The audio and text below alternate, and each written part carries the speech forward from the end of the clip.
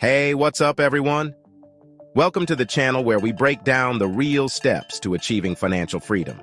Today's video is all about the truth about financial freedom. Myths versus reality. That's right, 15 myths that keep people stuck, chasing the wrong things, or just plain giving up on their financial dreams. If you've been told that you need to be rich to get rich or that buying a home is always better than renting, you're not alone. Myths like these can make financial freedom feel impossible.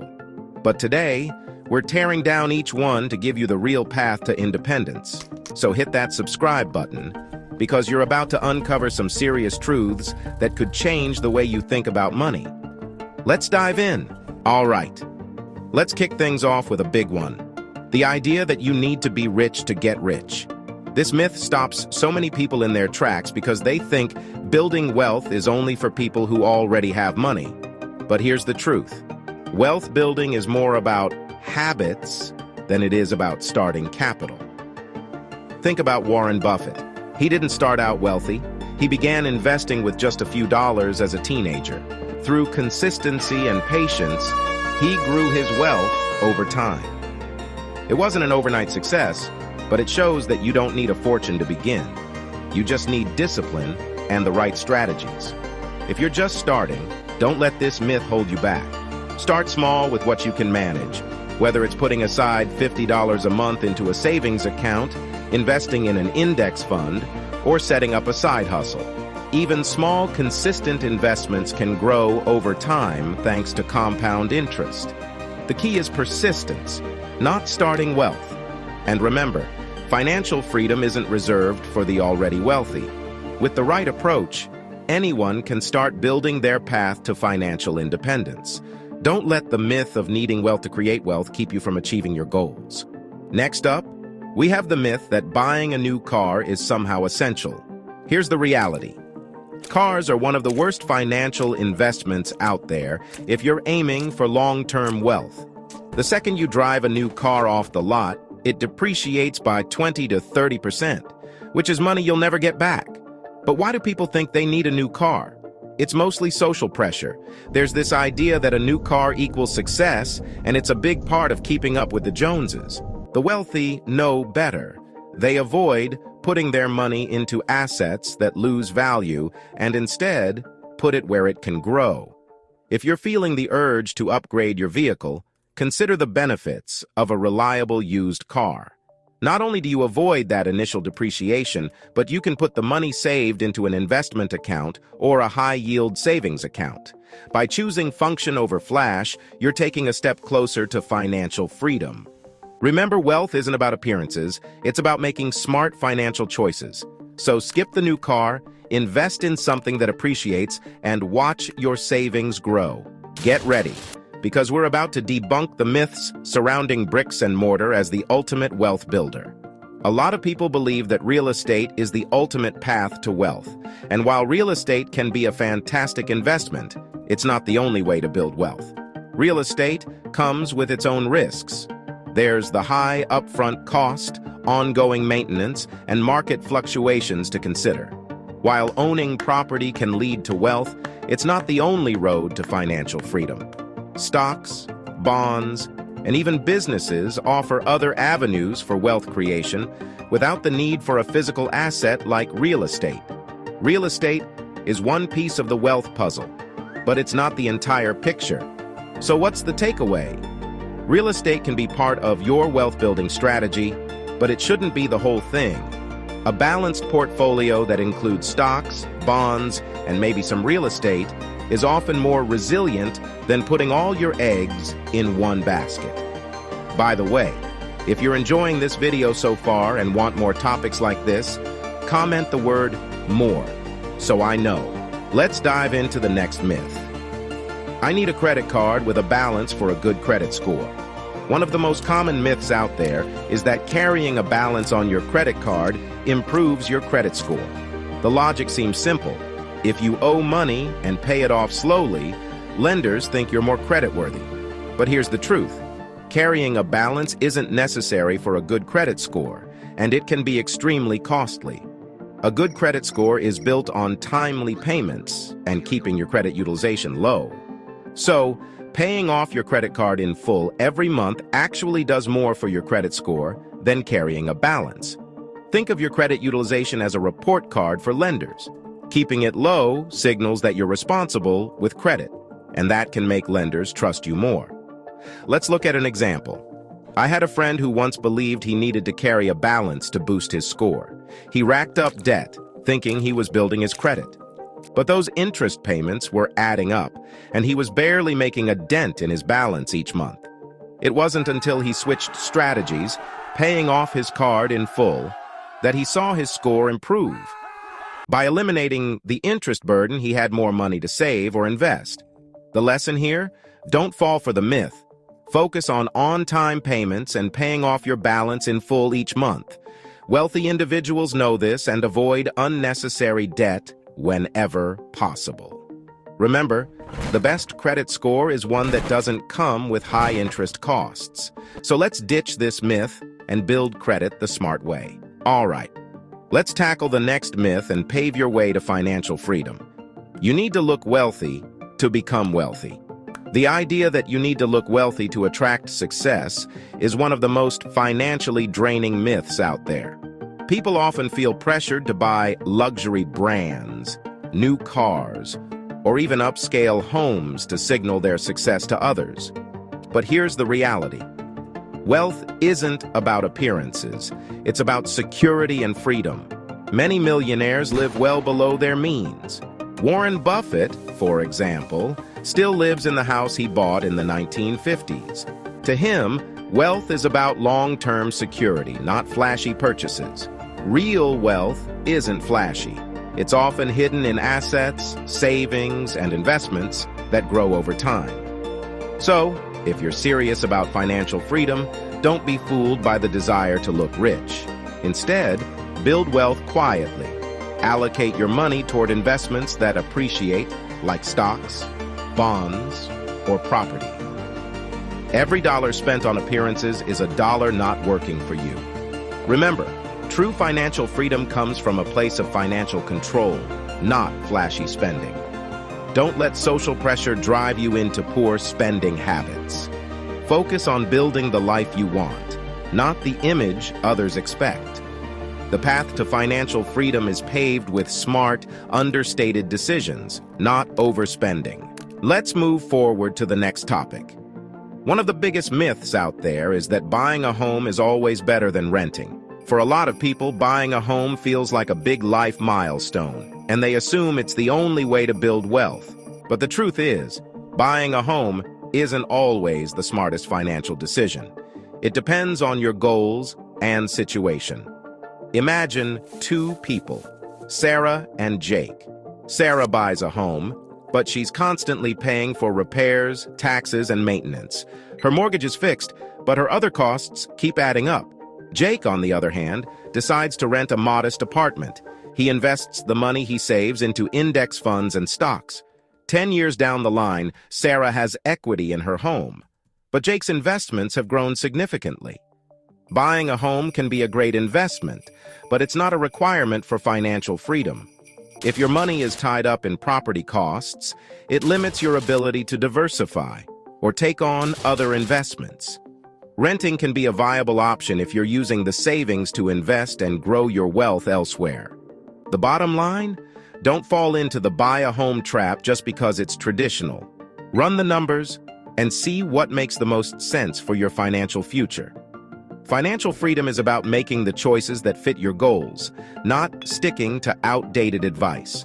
The next financial myth is, when I earn more, I'll be able to save more. It's easy to believe that once you're making a bigger paycheck, saving will just come naturally. But here's the reality. If you don't have strong saving habits now, earning more won't magically turn you into a saver. In fact, more income often leads to more spending.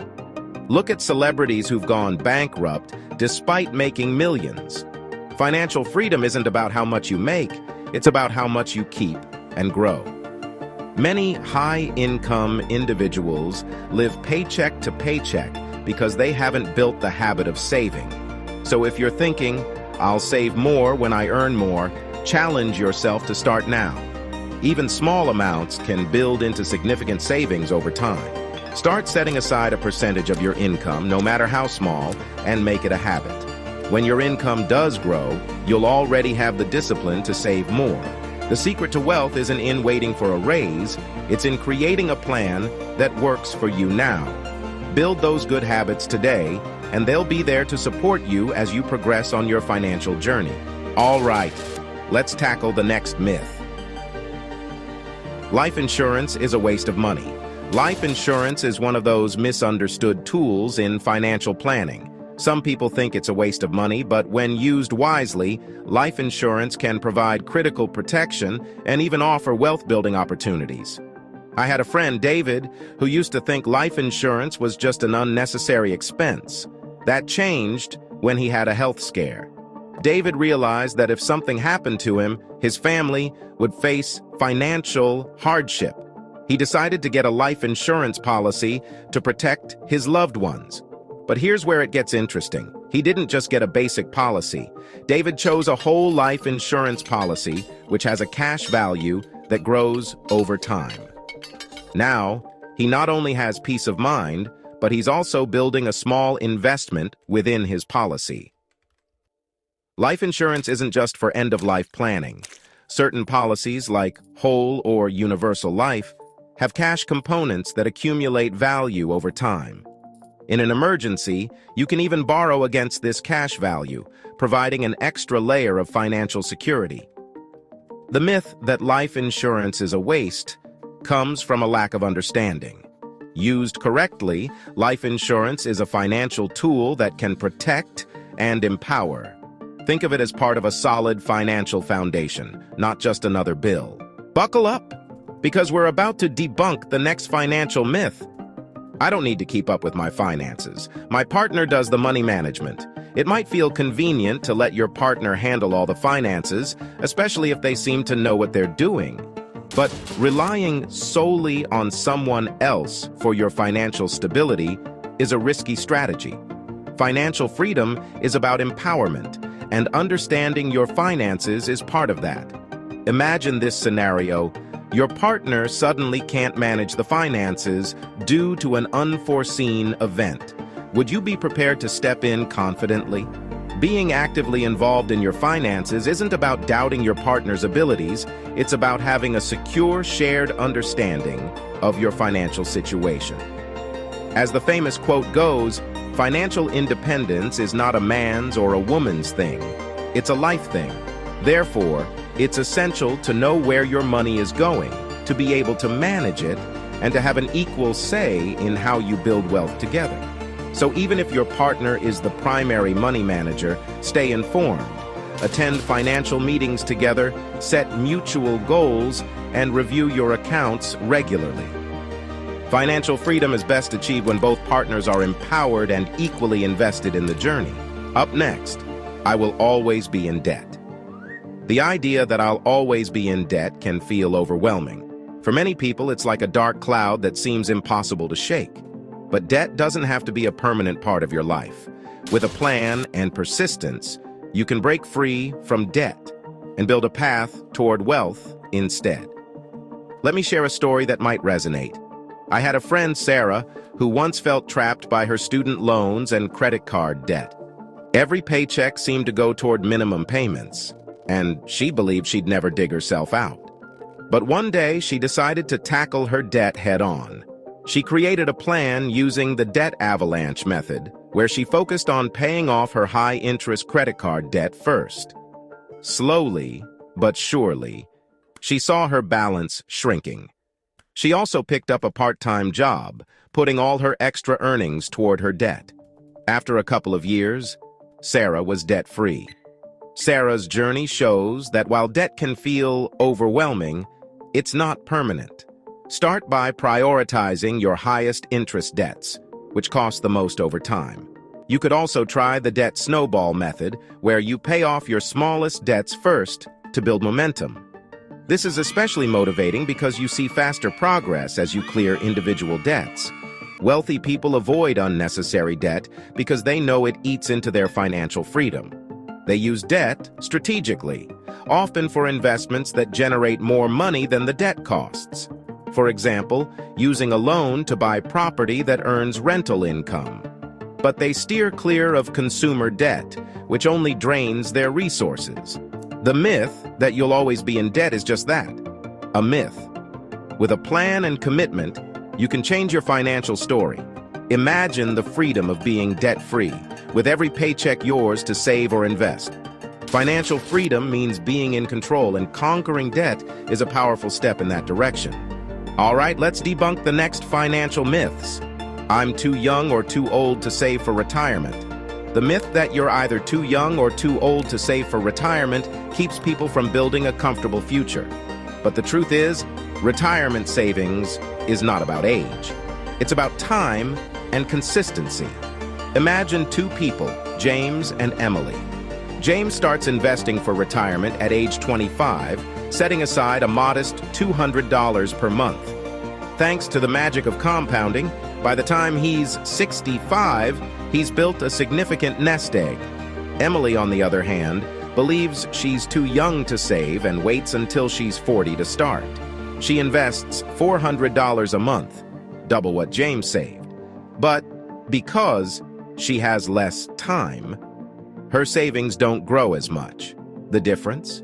James has over 40 years of compounding working in his favor, while Emily has only 25 years.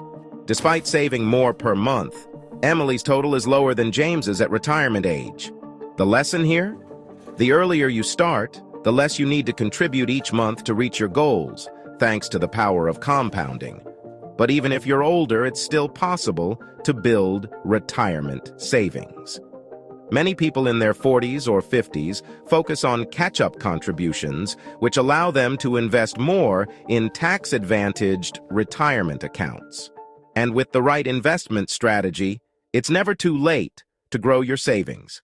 Remember, retirement savings isn't about hitting a specific age milestone. It's about setting aside what you can, as soon as you can.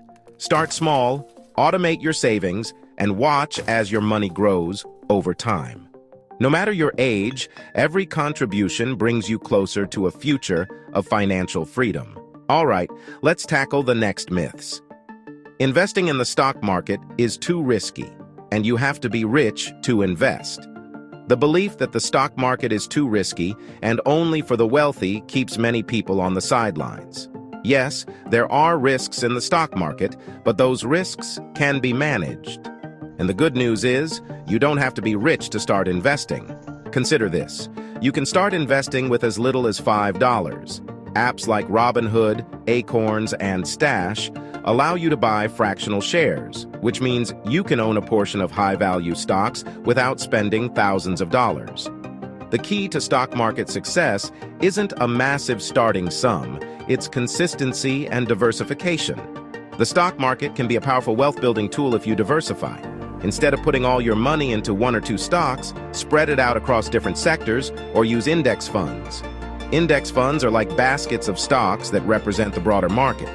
By investing in these, you're essentially buying into the whole economy, reducing the risk associated with individual stocks. To manage risk, only invest money you won't need in the short term. The stock market can fluctuate, but historically, it has provided solid returns over time. By starting small, staying diversified, and educating yourself, you can harness the stock market to grow your wealth.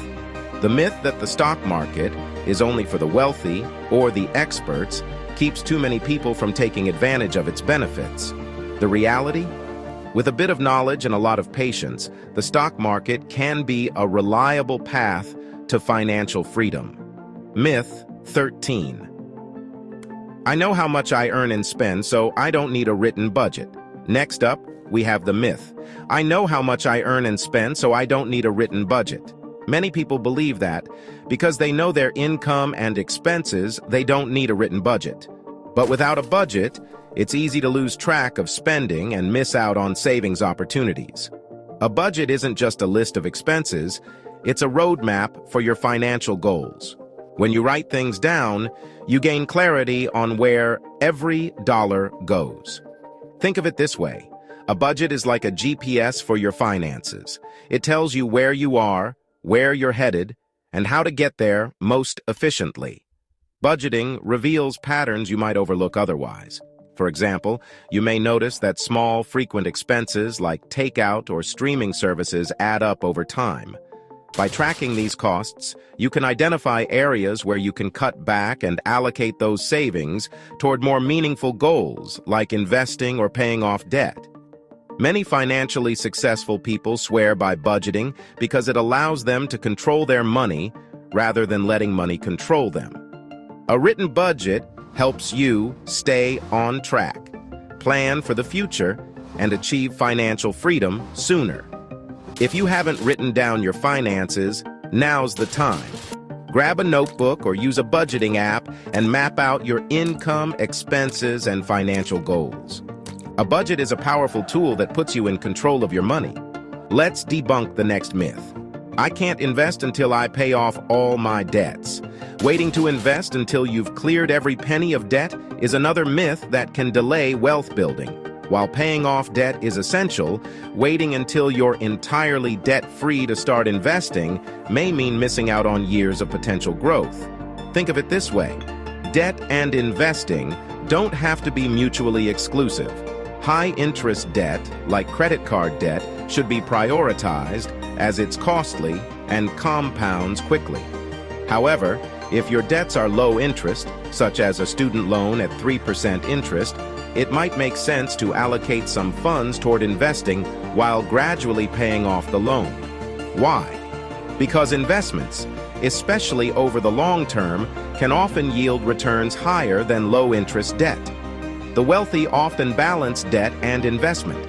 They understand that certain kinds of debt, like a mortgage, can be manageable while still growing their wealth through other investments. By diversifying and not letting debt hold you back entirely, you can start building wealth while still being responsible about repayments.